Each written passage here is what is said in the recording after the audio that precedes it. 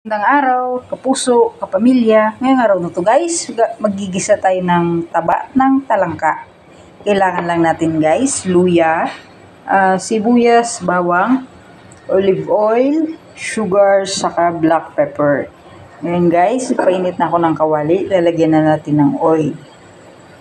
Yan. Olive oil yung gamit ko guys kasi masarap to. Kahit ihalo nyo lang sa kanin, masarap na to guys. Ngayon, una nating lalagay itong luya.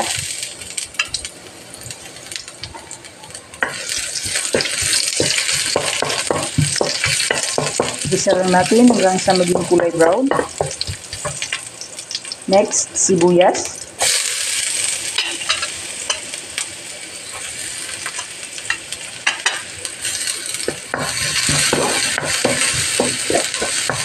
Bango ng luya guys. Next, bawang.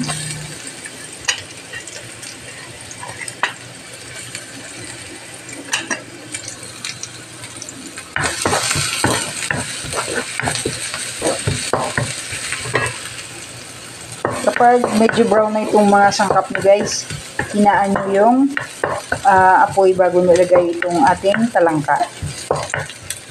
Tayin muna natin maging brown to guys. Yan, brown na siya guys. Ngayon, lalagay na natin itong ating talangka.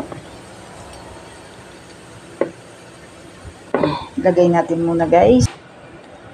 Yan na guys, ilagay ko na yung talangka natin, yung taba na talangka. Tapos, lalagyan natin ng black pepper. Uy, padami.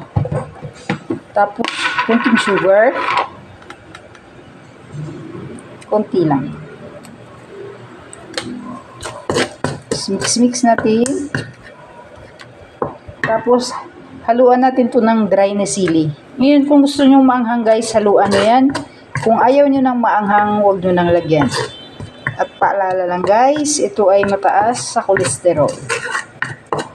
Yan. Yan, titikman na natin to guys kung okay na yung lasa.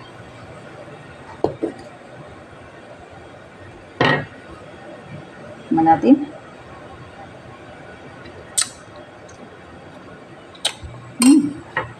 Sarap na guys.